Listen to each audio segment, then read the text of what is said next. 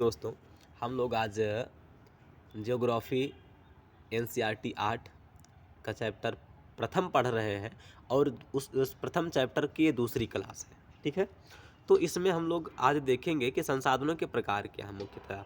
लेकिन उससे पहले थोड़ा सा हमारा कल बच गया था, उसको देख लेते हैं कि समय और प्रौद्योगिकी ये क्या है, दो महत्वपूर्ण कारक हैं जो कि पदार्थों को संसाधन में परिवर्तित कर सकते हैं। ठीक है, कोई भी पदार्थ है, अगर उसे हमें संसाधन में बनाना है तो उसके लिए समय चाहिए और प्रौद्योगिकी चाहिए। ठीक है, जैसे उदाहरण के लिए मैं आपको बताऊं तो जो तेल होता है, पेट्रोल होता है, वो जब हम लोग दूसरे देशों से आयात करते हैं, भारत में लाते हैं, तो उसके लिए पहले हमें उसको परिष्कृत करना पड़ता है। तो उसमें समय भी लगता है, प्रौद्योगिकी भी लगता है। ठीक है, तो कोई भी पदार्थ को अगर संसाधन बनाया जा रहा है, पदार्थ में संसाधन में परिवर्तित किया जा रहा है, तो उसमें समय और प्रौद्योगिकी ये दो चीज़ें लगती हैं। इतना आप याद रखिएगा। फिर है ये जो समय और प्रौद्योगिकी होते हैं, ये दोनों जो हैं लोगों की आवश्यकताओं से संबंधित होती है। ठीक है, और लोग जो होते हैं अपने आप में स्वयं एक संसाधन होते हैं। क्यों? क्योंकि लोग ही विभिन्न प्रकार के विचारों को उत्पन्न करते हैं, विभिन्न प्रकार के ज्ञानों को उत्पन्न करते हैं, विभिन्न प्रकार का आविष्कार करते हैं, विभिन्न प्रकार की खोज करते हैं। ठीक है, तो इन विचारों, ज्ञान, आविष्कार इत्यादि से ही हम लोग क्या करते हैं, अधिक संसाधनों की रचना करते हैं। ठीक है, और ये जान लीजिए कि जितनी भी खोजें हो रही हैं, ठीक है, उन प्रत्येक खोजों से, आविष्कारों से बहुत सारे अन्य खोज भी संबंधित होते हैं। ठीक है, जैसे आग की खोज हुई तो उसके साथ साथ ही हम लोगों ने भोजन बनाने की पद्धति और उससे रिलेटेड अन्य क्रियाओं को भी सीखा। ठीक है, तो आग की खोज से खाना बनाने की पद्धति, अन्य प्रक्रियाओं का प्रचलन हुआ, जबकि पहिए के आविष्कार से अंततः परिवहन का नवीनतम विधियों का विकास हो गया। भाई, पहिए की खोज हुई तभी तो ट्रेन इत्यादि आजकल चल रही है और नई नई गाड़ियां भी आ रही हैं। जल विद्युत बनाने की प्रौद्योगिकी ने तेजी से बहते जल से ऊर्जा उत्पन्न करके उसे एक महत्वपूर्ण संसाधन बना दिया। चलिए अब हम लोग संसाधनों के प्रकारों को देखते हैं। देखिए, संसाधनों को हम लोग मुख्यतः दो भागों में बांट देते हैं। संसाधनों को कितने भागों में बांटते हैं? दो भागों में बांट दिया जाता है। एक तो प्राकृतिक संसाधन हो जाते हैं, दूसरे मानव निर्मित। ठीक है, संसाधन को कितने भागों में बांटे? दो, प्राकृतिक संसाधन और मानव निर्मित संसाधन। तो इस वीडियो में हम लोग प्राकृतिक संसाधनों को देखेंगे कि प्राकृतिक संसाधन क्या होते हैं। ठीक है, चलिए, ये वीडियो ज़्यादा बड़ी ना हो जाए, इसीलिए हम लोग छोटी छोटी चीज़ों को देख रहे हैं और आप लोगों को पढ़ने में थोड़ा अच्छा भी लगे। ठीक है, तो प्राकृतिक संसाधन क्या हैं, मानव निर्मित संसाधन क्या है, इसको हम लोग देखेंगे। चलिए, तो प्राकृतिक संसाधन की बात की जाए तो इसमें इसकी परिभाषा दी है कि ऐसे संसाधन जो प्रकृति से प्राप्त होते हैं। ठीक है, प्रकृति से प्राप्त हों और अधिक संशोधन के बिना उपयोग में लाया जा सके। ठीक है, पहली बात तो प्रकृति से प्राप्त होते हों, दूसरा उसमें अधिक संशोधन के बिना, मतलब उसमें अधिक संशोधन ना करना पड़े हमें और उसको प्रयोग में लाया जा सके। ये क्या होता है? प्राकृतिक संसाधन होता है। जैसे जल हो गया। ठीक है, जल में हम लोग ये प्रकृति से प्राप्त होता है और बिना अधिक संशोधन के प्रयोग में भी लाया जा सकता है। ठीक है, इसलिए जल क्या हो गया? प्राकृतिक संसाधन हो गया। ठीक है, और वायु की भी बात की जाए तो कह रहे हैं वायु, जिसमें हम सांस लेते हैं, है कि नहीं। और नदियों की बात की जाए, जिसके जल का उपयोग हम लोग विभिन्न प्रकार से करते हैं। झीलों का जल, मिट्टी, खनिज, ये सब क्या है? प्राकृतिक संसाधन है। तो प्राकृतिक संसाधन क्या है? एक शब्दों में कहा जाए तो जो संसाधन प्रकृति से प्राप्त होते हों और अधिक संशोधन के बिना प्रयोग में लाए जाते हों, ठीक है, प्राकृतिक संसाधन कहलाते हैं। स्पष्ट हो गया। जैसे वायु, नदियों का पानी, झीलों का पानी, मिट्टी, खनिज आदि आदि। ठीक है, इन संसाधनों में से बहुत से प्रकृति के निःशुल्क उपहार हैं। ठीक है, ये जो संसाधन उपरोक्त बताए गए हैं, इसमें बहुत सारे संसाधन क्या है, प्रकृति ने हमें उपहार स्वरूप में दिया है, जिसका उन्होंने कोई चार्ज नहीं लिया है और सीधे ही उपयोग में लाए जा सकते हैं। इनका भाई जल को हम सीधे उपयोग ला सकते हैं ना। कुछ परिस्थितियों में प्राकृतिक संसाधन का सबसे अच्छी तरह उपयोग करने के लिए औजारों और प्रौद्योगिकी की आवश्यकता होती है। देखिए, एक तरीके से कहा जाए तो पेट्रोल भी क्या है, प्राकृतिक संसाधन है और वो प्रकृति से प्राप्त होता है, लेकिन वहाँ पर हमें क्या करना पड़ता है, औजारों की आवश्यकता पड़ती है, प्रौद्योगिकी की आवश्यकता होती है। अगर उसका उपयोग करना है पेट्रोल का हमें, तो उसके लिए हमें थोड़ा सा पहले कुछ समय भी चाहिए, औजार भी चाहिए और प्रौद्योगिकी भी चाहिए, तभी उस पेट्रोल का हम लोग प्रयोग कर पाएंगे। ठीक है, तो क्या देखा हम लोगों ने कि जो प्रकृति से प्राप्त हो, ठीक है, अधिक संशोधन के बिना प्रयोग में लाया जा सके, प्राकृतिक संसाधन है, जैसे नदियों का जल, झीलों का जल, वायु, मिट्टी, खनिज इत्यादि। और बाद में हम लोगों ने देखा कि ये जो संसाधन है वो प्रकृति के द्वारा निःशुल्क दिए गए हैं और जिनको हम लोग सीधे में उपयोग ला सकते हैं। इसके अतिरिक्त तो कुछ ऐसे प्राकृतिक संसाधन हैं, उन संसाधनों का अगर हमें बेहतर प्रयोग करना है तो उसके लिए हमें कुछ प्रौद्योगिकी चाहिए, कुछ औजार चाहिए, तभी उसको प्रयोग में लाया जा सकता है। ठीक है, तो ये हो गए प्राकृतिक संसाधन। अब इन प्राकृतिक संसाधनों को हम लोग कई प्रकारों से बांटते हैं, उसके विकास के आधार पे, प्रयोग के स्तर के आधार पे, उद्गम के स्तर पे, भंडारण और वितरण के आधार पे बांटते हैं। ठीक है, तो चलिए सबसे पहले हम लोग उनके विकास और उपयोग के आधार पे संसाधनों का वर्गीकरण देखते हैं। ठीक है, विकास के आधार पे और उपयोग के आधार पे संसाधनों के वर्गीकरण को हम लोग देख लेते हैं। ठीक है, तो विकास और उपयोग के आधार पे अगर देखा जाए तो प्राकृतिक संसाधनों को हम लोग दो भागों में बांट देते हैं। ठीक है, कितने भागों में बांट देते हैं, दो भागों में। एक तो वास्तविक संसाधन और दूसरा संभाव्य संसाधन। क्या क्या, वास्तविक संसाधन और संभाव्य संसाधन। वास्तविक संसाधन ऐसे संसाधन हैं जिनकी मात्रा, ठीक है, जिनकी मात्रा हमें पता नहीं है कि कितने मात्रा में हमारे पृथ्वी पर उपलब्ध है, और इन संसाधनों का हम लोग क्या कर रहे हैं, वर्तमान में उपयोग कर रहे हैं। ठीक है, जैसे जर्मनी में एक रूर नाम का प्रदेश है। रूर क्या है, रूर। तो उस रूर प्रदेश में कोयला पाया जाता है। ठीक है, और पश्चिमी एशिया में देखा जाए जैसे अरब इत्यादि में, तो वहाँ पर खनिज तेल पाया जाता है। ठीक है, महाराष्ट्र का जो दक्कन का पठार है, उस दक्कन के पठार में काली मिट्टी पाई जाती है। तो ये क्या है, वास्तविक संसाधन है। तो ऐसे संसाधन जिनका वर्तमान में हम लोग उपयोग कर रहे हैं वो वास्तविक संसाधन कहलाते हैं और उनकी मात्रा हमें ज्ञात नहीं है, जैसे जर्मनी के रूर प्रदेश का कोयला, पश्चिमी एशिया में खनिज का तेल, दक्कन के पठार में काली मिट्टी। ये क्या है, वास्तविक संसाधन के उदाहरण हैं। वहीं संभाव्य संसाधन की बात की जाए तो ऐसे संसाधन जिनकी संपूर्ण मात्रा ज्ञात नहीं हो सकती है।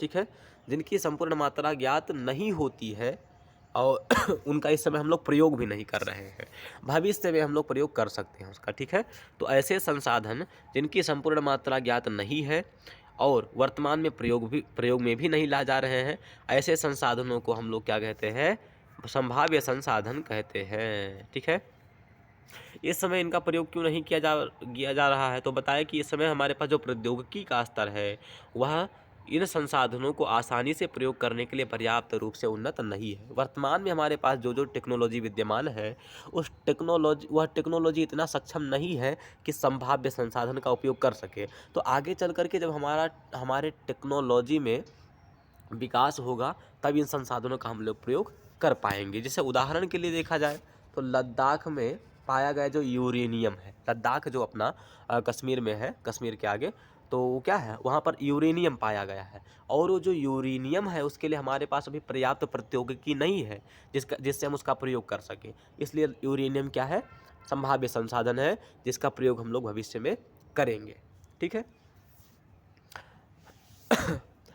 200 वर्ष पूर्व तीव्र गति वाली पवनें एक संभाव्य संसाधन थी। आज जो समय चल रहा है इससे 200 वर्ष पहले, ठीक है, ये जो हवाएं चल रही हैं तेज गति से, वो क्या थी, एक संभाव्य संसाधन थी। इनका उपयोग करने के लिए हमारे पास प्रौद्योगिकी नहीं थी। लेकिन अब देखिए, तो अब ये जो आपको पवन चक्की दिख रही है ना, ये पवन चक्की बिजली बनाती है हवाओं से ही, ठीक है। तो अब हमारे पास टेक्नोलॉजी विद्यमान हो गई, इसलिए ये जो वायु है ये अब संभाव्य संसाधन नहीं रहा। तो 200 वर्ष पूर्व तीव्र गति वाली पवनें एक संभाव्य संसाधन थी, किंतु आज वे वास्तविक संसाधन में हो गई, ठीक है। जैसे कि नीदरलैंड के पवन फर्मों में पवन चक्की के प्रयोग से ऊर्जा उत्पन्न की जाती है, ठीक है। नीदरलैंड जो है, नीदरलैंड नाम का जो देश है, वहाँ पर जो पवन चक्की है उसके द्वारा ऊर्जा उत्पन्न करते हैं। इसलिए अब क्या हो गया, ये वास्तविक संसाधन हो गया है। इसके अतिरिक्त भारत में भी पवन फर्म की बात की जाए तो तमिलनाडु में नगरकोइल और गुजरात, तमिलनाडु के नगरकोइल और गुजरात के तट पर पवन फर्म लगे हुए हैं, ठीक है। इन जगहों को याद रखिए, तमिलनाडु के नगरकोइल और गुजरात के तट पर क्या लगे हुए हैं, ये फर्म लगे हुए हैं। इतना स्पष्ट हो गया। तो हम लोगों ने इन संसाधनों को उसके प्रयोग, उपयोग, विकास और उपयोग के आधार पे हम लोगों ने दो भागों में डिवाइड किया, वास्तविक संसाधन और संभाव्य संसाधन। वास्तविक संसाधन क्या है, तो जिनकी मात्रा ज्ञात है और इनका उपयोग हम लोग कर रहे हैं। जैसे जर्मनी के रूर में हम लोगों ने कोयले को देखा, और पश्चिमी एशिया में खनिज तेल, महाराष्ट्र का जो दक्कन का पठार है वहाँ पर काली मिट्टी। संभाव्य संसाधन ऐसे संसाधन जिनकी संपूर्ण मात्रा पता नहीं है और इसका प्रयोग नहीं किया जा रहा है, ठीक है। भविष्य में इनका प्रयोग हम लोग कर सकते हैं जब हमारे प्रौद्योगिकी में भी उस प्रकार का विकास संभव हो। जैसे लद्दाख में हम लोगों ने देखा कि यूरेनियम पाया गया है, लेकिन वह यूरेनियम जो है संभाव्य संसाधन है, क्योंकि उसके प्रयोग के लिए हमारे पास उतना विकसित टेक्नोलॉजी नहीं है। उसका हम लोग भविष्य में प्रयोग करेंगे। वहीं इन्होंने एक उदाहरण भी दिया कि जो वायु है, वह वायु आज के 200 वर्ष पहले लगभग एक संभाव्य संसाधन थी, लेकिन आज संभाव्य संसाधन नहीं रही है। क्यों? क्योंकि हमारी टेक्नोलॉजी विस्तृत हो चुकी, थोड़ा सा विस्तृत हुई है उसके लिए, और हम लोग पवन चक्कियों का निर्माण किए हैं जिससे हम लोग ऊर्जा उत्पन्न कर रहे हैं। जैसे नीदरलैंड की बात की जाए तो वहाँ पर भी हम लोगों ने नीदरलैंड में पवन चक्कियाँ से ऊर्जा उत्पन्न की जाती है। अपने तमिलनाडु में जो नगरकोइल का क्षेत्र है, गुजरात का जो तट है, वहाँ पर भी पवन चक्कियाँ भारत में लगी हुई है, ठीक है।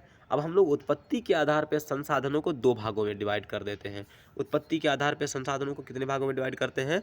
दो भागों में डिवाइड कर देते हैं, ठीक है। एक तो अजैव संसाधन और जैव संसाधन। क्या क्या? अजैव संसाधन और जैव संसाधन, ठीक है। अजैव मतलब होता है जिसमें जीव ना हो, ठीक है। जिसमें जीव ना हो वह अजैव कहलाता है। और जीव संसाधन मतलब जिसमें जीव हो, वो क्या है? जैव संसाधन है। जैसे अजैव आगे बता रहे हैं, वो इसको स्वयं बता रहे हैं, कह रहे अजैव संसाधन निर्जीव वस्तुएं होती हैं। निर्जीव वस्तुओं को ही क्या कहा जाता है? अजैव संसाधन कहा जाता है। और जैव संसाधन क्या है? तो कहे जैव संसाधन जो है सजीव होते हैं, ठीक है।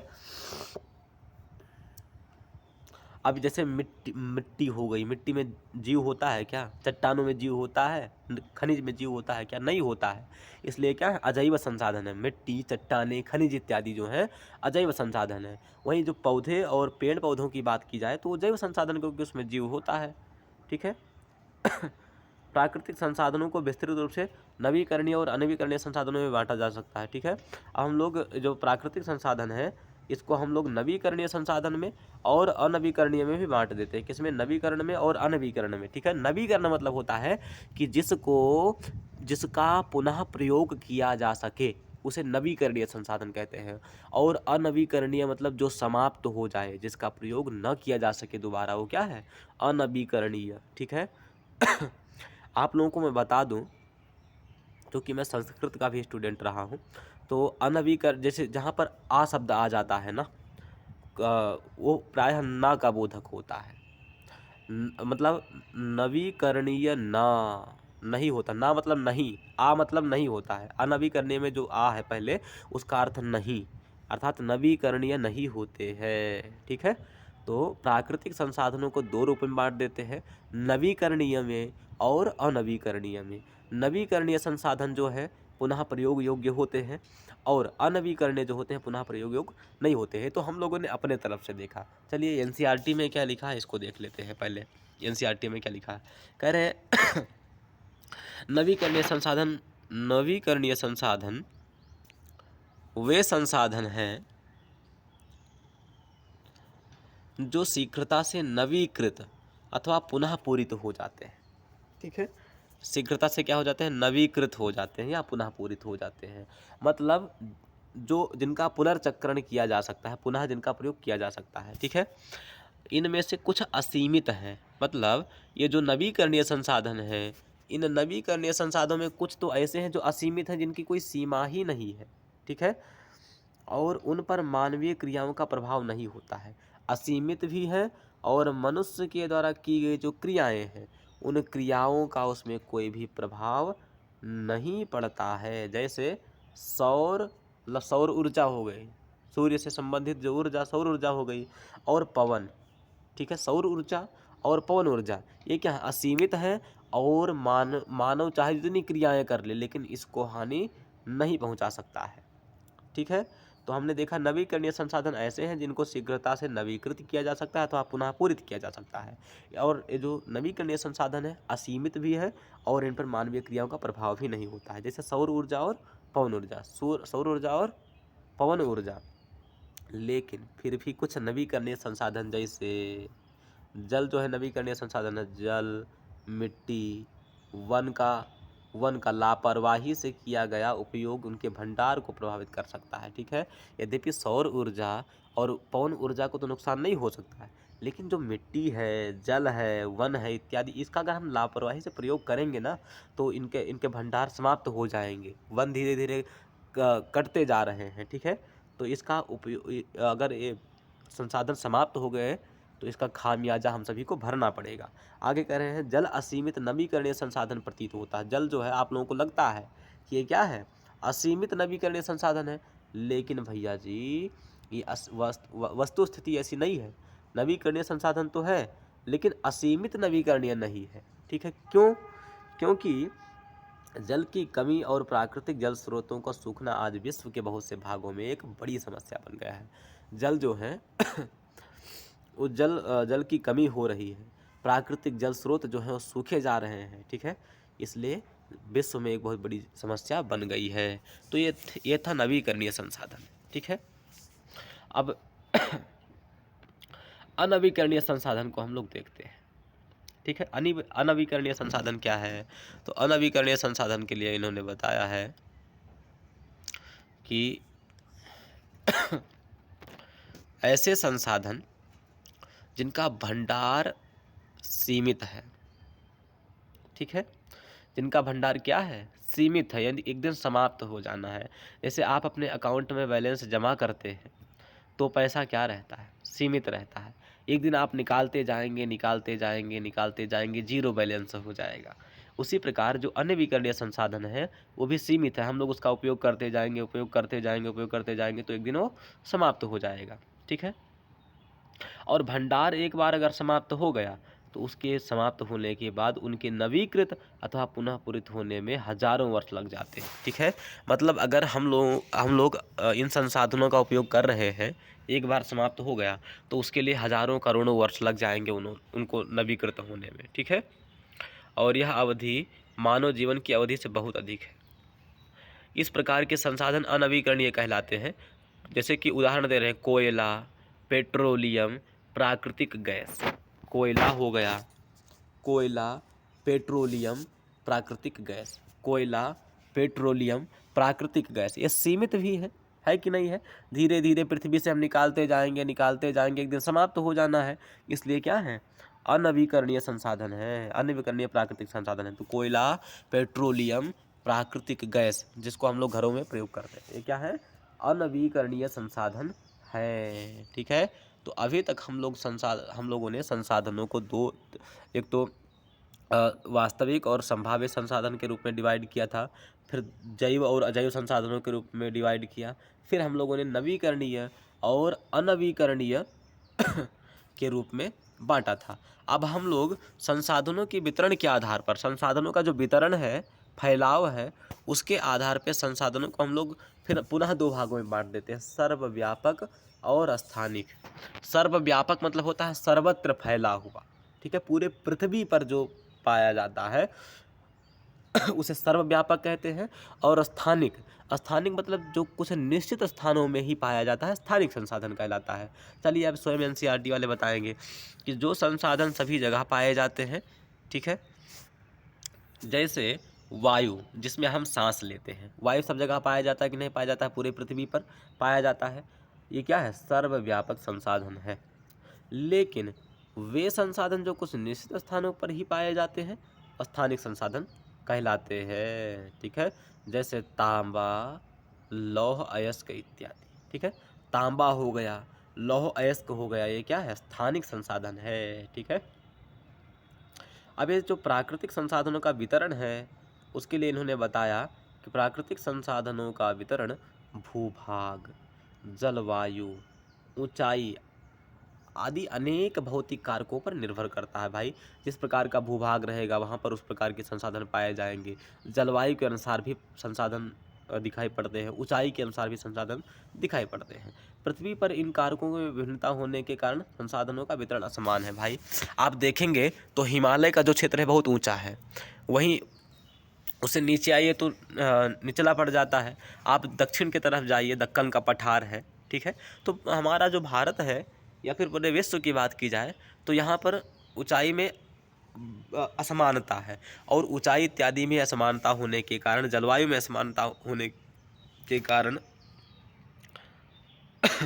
भूभाग में असमानता होने के कारण क्या है? संसाधनों में भी असमानता पाई जाती है। चलिए, आशा है कि ये बातें आपको स्पष्ट हो गई होगी। हम लोगों ने प्राकृतिक संसाधनों को बहुत ही अच्छे ढंग से समझा है। अगर आपको कोई भी बात समझ में ना आई हो तो आप कमेंट कर सकते हैं, और निसंकोच आप हम कोई भी प्रश्न पूछ सकते हैं, ठीक है। चलिए, श्री राधे राधे, पुनः मिलते हैं। जय श्री राम।